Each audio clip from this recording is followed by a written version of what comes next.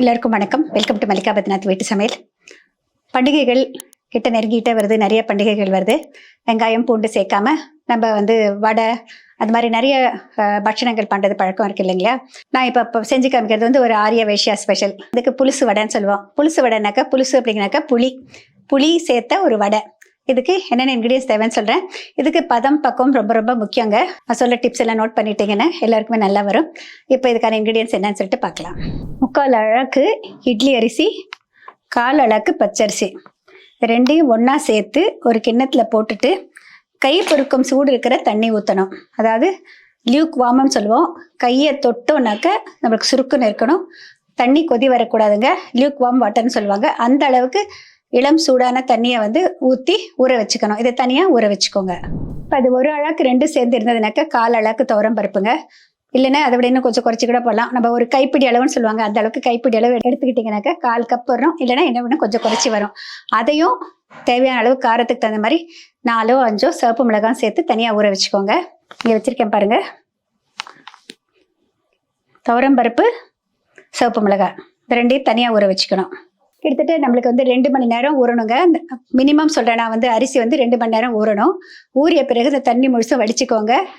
துவரம் பருப்பில் இருக்க தண்ணியை வடிச்சிருங்க. இப்போ எல்லாத்தையும் மிக்சியில் போட்டு அதோட தேங்காய் துருவல், ஊற வச்ச புளி இது எல்லாத்தையும் சேர்த்துட்டு அரைக்கணும். விட்டு இயக்கி அரைக்கணுங்க. கெட்டியாக அரைக்கணும். ரொம்ப தண்ணி ஊற்றிடாதீங்க, அப்புறம் சரியாக வராது. கெட்டியாக அரைச்சி எடுத்துக்கணும். இங்கே பாருங்கள், தேங்காய் துருவல் வச்சுருக்கேன். கிட்டத்தட்ட ஒரு மூடி அளவுக்கு தேங்காய் துருவல் சேர்த்துக்கலாம். தேவையான உப்பு, கொஞ்சமாக நனைய வச்ச புளி இது எல்லாத்தையும் அதுலேயே போட்டு அரைச்சிக்கணும். இது எல்லாத்தையும் சேர்த்துட்டு இந்த மாதிரி கெட்டியாக அரைச்சிருக்கேங்க.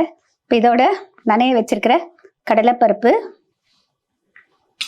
பொடியாக கட் பண்ணி வச்சிருக்கிற கொத்தமல்லி தழை, கொஞ்சம் கருவேப்பிலை இது எல்லாத்தையும் சேர்த்து நல்லா பிசைஞ்சு எடுத்துக்கலாம். இந்த பதம் பார்த்துக்கோங்க. இந்த மாதிரி நல்லா கெட்டியாக அரைக்கணும். ஒரு வேளை கொஞ்சம் நீத்துச்சுன்னா என்ன பண்ணுறதுன்னு சொல்லிட்டு நான் அதையும் உங்களுக்கு டிப்ஸ் மாதிரி சொல்கிறேன். இப்போ இந்த மாதிரி ஒரு துணியை பரப்பி வச்சுக்கோங்க. ஒரு வேளை இதில் எக்ஸ்ட்ரா மாய்ஸ்சர் இருந்ததுன்னா இந்த துணியை அப்சார்ப் பண்ணிவிடுங்க. ஒரு நல்ல ஒரு க்ளீனாக இருக்கிற ஒரு வேஷ்டி துணியோ இல்லை ஒரு மல் துணியோ அந்த மாதிரி எடுத்துக்கோங்க. இங்கே எண்ணெய் காஞ்சிட்ருக்கு. இதில் ஜஸ்ட்டு 1 டீஸ்பூன் இல்லைன்னா 1.5 டீஸ்பூன் போட்டுக்கலாம். சூடான எண்ணெய் சேர்த்த பிறகு கொஞ்சம் கவனம் தேவை. ஒரு செகண்ட் விட்டு பிசைஞ்சிக்கலாம்.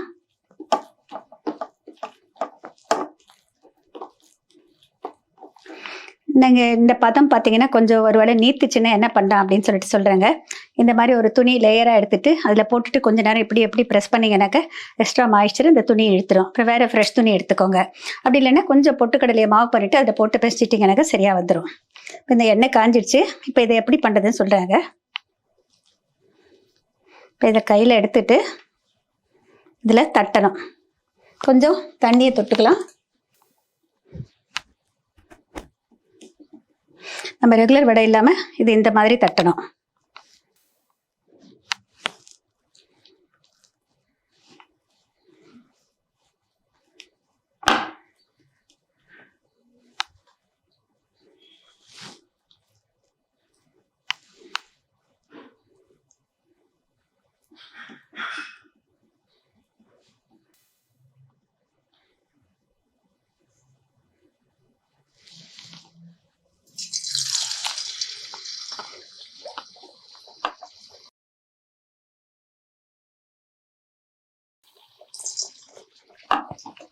இந்த மாதிரி துணியில் தட்டினா தான் நல்லா வரும்.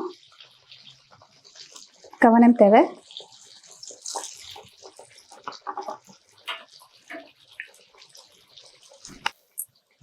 இது பாருங்கள், மேல் எழும்பி வருது. அதுக்கப்புறம் திருப்பி போடணும். ரொம்ப கிறிஸ்பாக விடக்கூடாது. சாஃப்டாக தான் எடுக்கணுங்க. அப்போ தான் நல்லாயிருக்கும். புளிப்பு காரம் எல்லாம் போட்டிருக்கிறதுனால நல்லாயிருக்கும். ஒரு சிலர் வெல்லம் போடுற பழக்கம் இருக்குது. ஆனால் நான் போட மாட்டேன். எப்போவும் வேகாமல் எடுக்கக்கூடாது, ஓவராக வேகக்கூடாது. அது மாதிரி கரெக்டாக பார்த்து எடுக்கணும். சாஃப்டாக எடுக்கணுங்க. அப்போ தான் நல்லாயிருக்கும். இது கொஞ்சம் எண்ணெய் குடிக்க தான் செய்யும். அதுக்காக தான் கிச்சன் டிஷ்யூ பேப்பர் எடுத்து வச்சுருக்கேன். இதில் போடுறேன். எக்ஸ்ட்ரா ஆயில் இருந்தால் அதில் எடுத்துடலாம்.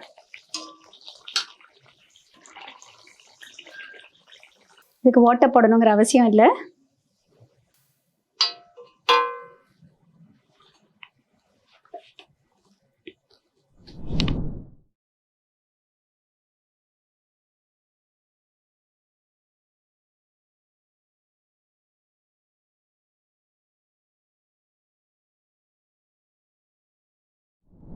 இந்த புளிசு வடை வந்து 3 விதமாக பண்ணுவாங்க. ஒன்று வந்து இந்த மாதிரி தேங்காய் போட்டு அரைக்கிறது, இன்னொன்று வந்து மஞ்சள் பூசணிக்காய் இருக்கு இல்லையா, இல்லை பரங்கிக்காய், அதை வந்து கட் பண்ணிவிட்டு அதையும் இதோட சேர்த்து அரைச்சி பண்ணுவோம். இன்னொன்று வந்து நம்மளுடைய டேப்பியோக்கா, அதாவது குச்சி வெள்ளிக்கிழங்குன்னு சொல்லுவோம் இல்லைங்களா, அதை வேக வச்சுட்டு அதை தோல் எடுத்துகிட்டு கொஞ்சம் துருவிட்டு அதை சேர்த்து அரைப்போம். ஆனால் மற்ற இன்க்ரீடியன்ஸ் எல்லாம் பேசிக் சேம் தான். அப்போ வந்து தேங்காய் துருவில் ரொம்ப குறைச்சிக்கணுங்க, இல்லைன்னா வந்து உங்களுக்கு அந்த அளவுக்கு வராது. இதில் வந்து தேங்காய் கொஞ்சம் கூடுதலாக போடலாம், ஏன்னா இதில் வந்து அந்த மாய்ஸ்சரை வந்து அப்சார்ப் பண்ணுறது அந்த தேங்காய் தான். அதனால் நம்ம வந்து புழுங்கல் அரிசி தான், பச்சரிசி தான், கொஞ்சமாக துவரம் பருப்பு சேர்க்குறோம். அதை அரைக்கிற பக்குவம் ரொம்ப ரொம்ப முக்கியம். கொஞ்சம் தேங்காய் துருவல் கூடுதலாக போட்டிங்கனாக்கா கொஞ்சம் அந்த மாய்ஸ்சர் அப்சார்ப் பண்ணுறப்ப நம்மளுக்கு வந்து திக்காக வரதுக்கு ரொம்ப ஹெல்ப்ஃபுல்லாக இருக்கும். ஒருவேளை நீங்கள் அரைக்கிறப்போ கொஞ்சம் நீர் திருப்தின்னு வச்சுக்கோங்களேன், இன்னும் கொஞ்சம் தேங்காய் துருவல் போட்டு ஒரு திருப்பிட்டீங்கனாக்கா உங்களுக்கு வந்து நல்லா கெட்டியாயிடும். அப்படி இல்லைனாக்கா நீங்கள் வந்து ஓவராக தண்ணி ஊற்றிட்டீங்கனாக்கா இந்த மாதிரி ஒரு கிச்சன் பேப்பரில் பண்ணாதீங்க, இல்லை நம்ம வந்து இந்த ஒரு மல் துணியோ வேஷ்டி துணியோ இல்லை டவல் இருக்கு இல்லையா, காட்டன் டவல், அதில் போட்டுட்டு கொஞ்சம் இப்படி எப்படி எப்படி எப்படி ப்ரெஸ் பண்ணி எடுத்துட்டிங்கனாக்கா அதில் இருக்கிற மாய்ஸ்சர் வந்து தனியாக அதை அப்சார்ப் பண்ணிவிடும். அதுக்கப்புறம் நீங்கள் எடுத்திங்கன்னா சரியாக வரும். இன்னொன்று சின்ன விஷயம் என்னென்னாக்கா, பொட்டுக்கடலை மாவு, பொட்டுக்கடலையை உடச்ச கடலையை வந்து பவுடர் பண்ணி வச்சுட்டிங்கனாக்கா ஒருவேளை நீர்த்து போயிடுச்சுனாக்கா அதையும் போட்டு கலக்கலாம். உங்களுக்கு வந்து எண்ணெய் குடிக்காமல் இருக்கிறதுக்கும் ஹெல்ப்ஃபுல்லாக இருக்கும். ரொம்ப அதிகமாக போடக்கூடாதுங்க, அப்போ அதனுடைய டேஸ்ட் மாறிடும். நான் வந்து இது வந்து டிப்ஸ் மாதிரி தான் சொல்கிறேங்க. அரைக்கிற பக்குவம் கரெக்டாக பண்ணிங்கனாக்கா உங்களுக்கு நல்லா இருக்கும். மிக்சியில் போடுறப்ப வந்து மேலே வரைக்கும் போட்டு அரைக்காதீங்க, பிளேடுக்கு மேலே கொஞ்சம் இருக்கிற மாதிரி மூழ்கிற மாதிரி போட்டு அரைங்க. அப்போ தான் வந்து நம்மளுக்கு கரெக்டாக இருக்கும். இல்லை நம்ம என்ன தான் வந்து திருப்பி கொடுத்தா கூட கீழே வந்து நைஸ் ஆகிடும், மேலே இருக்கிறது அப்படியே நிற்கும். ஏன்னா நம்ம அதிகமாக தண்ணி ஊற்ற போகிறதில்ல.